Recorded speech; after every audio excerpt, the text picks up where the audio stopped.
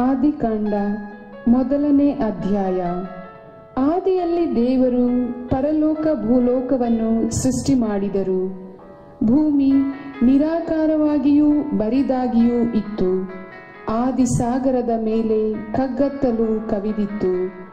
ದೇವರಾತ್ಮ ಜಲರಾಶಿಯ ಮೇಲೆ ಚಲಿಸುತ್ತಿತ್ತು. ಆಗ ದೇವರು ಬೆಳಕಾಗಲಿ ಎನ್ನಲು ಬೆಳಕಾಯಿತು. ದೇವರ ಕಣ್ಣಿಗೆ ಅದು ಚೆನ್ನಾಗಿ ಕಂಡಿತು. ಅವರು ಬೆಳಕನ್ನು ಕತ್ತಲೆಯನ್ನು ಬೇರೆ ಬೇರೆ ಮಾಡಿ ಬೆಳಕಿಗೆ ಹಗಲೆಂದು ಕತ್ತಲೆಗೆ ಇರುಳೆಂದು ಹೆಸರಿಟ್ಟರು. ಹೀಗೆ ಬೈಗು ಬೆಳಗು ಆಗಿ ಮೊದಲನೆಯ ದಿನವಾಯಿತು. ಬಳಿಕ ದೇವರು ಜಲರಾಶಿಯ ನಡುವೆ ವಿಸ್ತಾರವಾದ ಒಂದು ಗುಮ್ಮಟವು ಉಂಟಾಗಲಿ, ಅದು ಕೆಳಗಿನ ನೀರನ್ನು ಮೇಲಿನ ನೀರನ್ನು ಬೇರೆ ಬೇರೆ ಮಾಡಲಿ ಎಂದರು. ಹಾಗೆಯೇ ಆಯಿತು. ಹೀಗೆ ದೇವರು ವಿಸ್ತಾರವಾದ ಗುಮ್ಮಟವೊಂದನ್ನು ಮಾಡಿ ಕೆಳಗಿದ್ದ ನೀರನ್ನು ಮೇಲಿದ್ದ ನೀರಿನಿಂದ ವಿಂಗಡಿಸಿದರು. ದೇವರು ಆ ಗುಮ್ಮಟಕ್ಕೆ ಆಕಾಶ ಎಂದು ಹೆಸರಿಟ್ಟರು. ಹೀಗೆ ಬೈಗು ಬೆಳಗು ಆಗಿ 2ನೆಯ ದಿನ ಆಯಿತು. ಅನಂತರ ದೇವರು ಆಕಾಶದ ಕೆಳಗಿರುವ ನೀರೆಲ್ಲ ಒಂದೇ ಸ್ಥಳದಲ್ಲಿ ಕೂಡಿಕೊಳ್ಳಲಿ, ಒಣನೆಲವು ಕಾಣಿಸಿಕೊಳ್ಳಲಿ ಎಂದರು. ಹಾಗೆಯೇ ಆಯಿತು. ದೇವರು ಒಣನೆಲಕ್ಕೆ ಭೂಮಿ ಎಂದು, ಜಲರಾಶಿಗೆ ಸಮುದ್ರ ಎಂದು ಹೆಸರಿಟ್ಟರು. ದೇವರ ಕಣ್ಣಿಗೆ ಅದು ಚೆನ್ನಾಗಿ ಕಂಡಿತು. ತರುವಾಯ ದೇವರು ಭೂಮಿಯಲ್ಲಿ ಸಸ್ಯಗಳನ್ನು, ಎಲ್ಲ ತರದ ದವಸ ಧಾನ್ಯ, ಹಣ್ಣು ಹಂಪಲು ಇವುಗಳನ್ನು ಬಿಡುವ ಗಿಡ ಮರ ಬಳ್ಳಿಗಳನ್ನು ಬೆಳೆಯಿಸಲಿ ಎಂದರು. ಅದು ಹಾಗೆಯೇ ಆಯಿತು. ಭೂಮಿಯಲ್ಲಿ ಸಸ್ಯಗಳು ಬೆಳೆದವು. ಎಲ್ಲ ತರದ ದವಸ ಧಾನ್ಯಗಳನ್ನು, ಹಣ್ಣು ಹಂಪಲುಗಳನ್ನು ಬಿಡುವ ಗಿಡ ಮರ ಬಳ್ಳಿಗಳು ಕಾಣಿಸಿಕೊಂಡವು. ದೇವರ ಕಣ್ಣಿಗೆ ಅವು ಚೆನ್ನಾಗಿ ಕಂಡವು. ಹೀಗೆ ಬೈಗು ಬೆಳಗು ಆಗಿ 3ನೆಯ ದಿನವಾಯಿತು. ಅದಾದ ನಂತರ ದೇವರು ಹಗಲು ಇರುಳುಗಳನ್ನು ಬೇರೆ ಬೇರೆ ಮಾಡಲು, ಋತು ಕಾಲಗಳನ್ನು, ದಿನ ಸಂವತ್ಸರಗಳನ್ನು ಸೂಚಿಸಲು ಹಾಗೂ ಭೂಮಿಗೆ ಬೆಳಕನ್ನೀಯಲು ಆಕಾಶ ದೀಪಗಳು ಉಂಟಾಗಲಿ ಎಂದರು. ಹಾಗೆಯೇ ಆಯಿತು. ಹಗಲನ್ನಾಳುವುದಕ್ಕೆ ಸೂರ್ಯನನ್ನು, ಇರುಳನ್ನಾಳುವುದಕ್ಕೆ ಚಂದ್ರನನ್ನು, ಹೀಗೆ 2 ದೀವಿಗೆಗಳನ್ನು ಸೃಷ್ಟಿ ಮಾಡಿದರು. ಅದು ಮಾತ್ರವಲ್ಲ, ನಕ್ಷತ್ರಗಳನ್ನು ಅವರು ಸೃಷ್ಟಿ ಮಾಡಿದರು.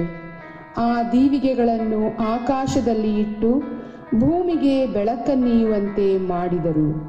ಹಾಗೂ ಹಗಲಿರುಳುಗಳನ್ನು ಆಳುವುದಕ್ಕೂ ಬೆಳಕನ್ನು ಕತ್ತಲೆಯನ್ನು ಬೇರೆ ಬೇರೆ ಮಾಡುವುದಕ್ಕೂ ಅವುಗಳನ್ನು ನೇಮಿಸಿದರು.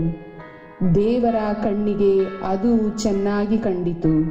ಹೀಗೆ ಬೈಗು ಬೆಳಗು ಆಗಿ 4ನೆಯ ದಿನ ಆಯಿತು.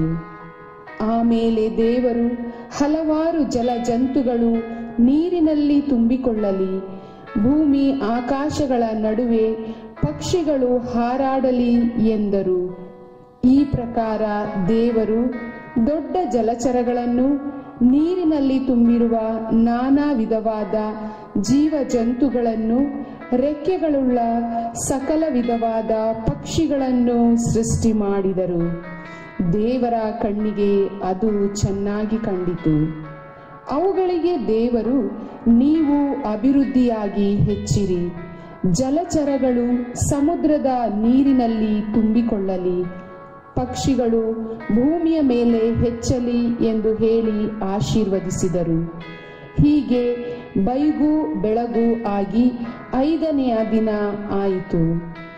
ಆ ಬಳಿಕ ದೇವರು ಭೂಮಿಯಿಂದ ಎಲ್ಲ ತರದ ಜೀವ ಜಂತುಗಳು ಸೃಷ್ಟಿಯಾಗಲಿ, ದೊಡ್ಡ ಚಿಕ್ಕ ಸಾಕು ಪ್ರಾಣಿಗಳು, ಕಾಡು ಮೃಗಗಳು ಹೆಚ್ಚಲಿ ಎಂದರು.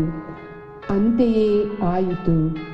ಎಲ್ಲ ತರದ ದೊಡ್ಡ ಚಿಕ್ಕ ಕಾಡು ಮೃಗಗಳನ್ನು, ಸಾಕು ಪ್ರಾಣಿಗಳನ್ನು, ನೆಲದ ಮೇಲೆ ಹರಿದಾಡುವ ಕ್ರಿಮಿ ಕೀಟಗಳನ್ನು ದೇವರು ಸೃಷ್ಟಿ ಮಾಡಿದರು. ಅವರ ನೋಟಕ್ಕೆ ಅದು ಚೆನ್ನಾಗಿ ಕಂಡಿತು. ಅದಾದ ನಂತರ ದೇವರು ನಮ್ಮಂತೆಯೇ ಇರುವ ಹಾಗೂ ನಮ್ಮನ್ನು ಹೋಲುವ ಮನುಷ್ಯರನ್ನು ಉಂಟು ಮಾಡೋಣ. ಅವರು ಸಮುದ್ರದಲ್ಲಿರುವ ಮೀನುಗಳ ಮೇಲೆಯೂ ಅಂತರಿಕ್ಷದಲ್ಲಿ ಹಾರಾಡುವ ಪಕ್ಷಿಗಳ ಮೇಲೆಯೂ ದೊಡ್ಡ ಚಿಕ್ಕ ಸಾಕು ಪ್ರಾಣಿ ಹಾಗೂ ಕಾಡು ಮೃಗಗಳ ಮೇಲೆಯೂ ನೆಲದ ಮೇಲೆ ಹರಿದಾಡುವ ಕ್ರಿಮಿಕೀಟಗಳ ಮೇಲೆಯೂ ದೊರೆತನ ಮಾಡಲಿ ಎಂದರು. ಹೀಗೆ ದೇವರು ಸೃಷ್ಟಿಸಿದರು ನರನನ್ನು ತಮ್ಮ ಹೋಲಿಕೆಯಲ್ಲಿ, ಸೃಷ್ಟಿಸಿದವರನ್ನು ದೇವಾನುರೂಪದಲ್ಲಿ, ಸೃಷ್ಟಿಸಿದವರನ್ನು ಸ್ತ್ರೀ ಪುರುಷರನ್ನಾಗಿ. ಅವರನ್ನು ದೇವರು ಆಶೀರ್ವದಿಸಿ, ನೀವು ಅಭಿವೃದ್ಧಿಯಾಗಿ ಅನೇಕ ಮಕ್ಕಳನ್ನು ಪಡೆಯಿರಿ, ಭೂಮಿಯಲ್ಲಿ ಹರಡಿಕೊಂಡು ಅದನ್ನು ವಶಪಡಿಸಿಕೊಳ್ಳಿರಿ, ಸಮುದ್ರದ ಮೀನುಗಳ ಮೇಲೆಯೂ ಆಕಾಶದ ಪಕ್ಷಿಗಳ ಮೇಲೆಯೂ ಭೂಮಿಯಲ್ಲಿ ಚಲಿಸುವ ಎಲ್ಲ ಪ್ರಾಣಿಗಳ ಮೇಲೆಯೂ ದೊರೆತನ ಮಾಡಿರಿ. ಇನ್ನು ಭೂಮಿಯಲ್ಲಿರುವ ಎಲ್ಲ ತರದ ದವಸ ಧಾನ್ಯಗಳನ್ನು ಹಣ್ಣು ಹಂಪಲುಗಳನ್ನು ನಿಮಗೆ ಆಹಾರವಾಗಿ ಕೊಟ್ಟಿದ್ದೇನೆ.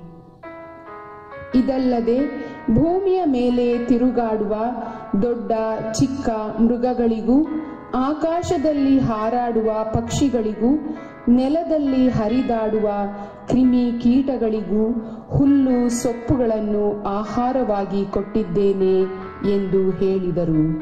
ಹಾಗೆಯೇ ಆಯಿತು. ಪ್ರಭುವಿನ ವಾಕ್ಯ.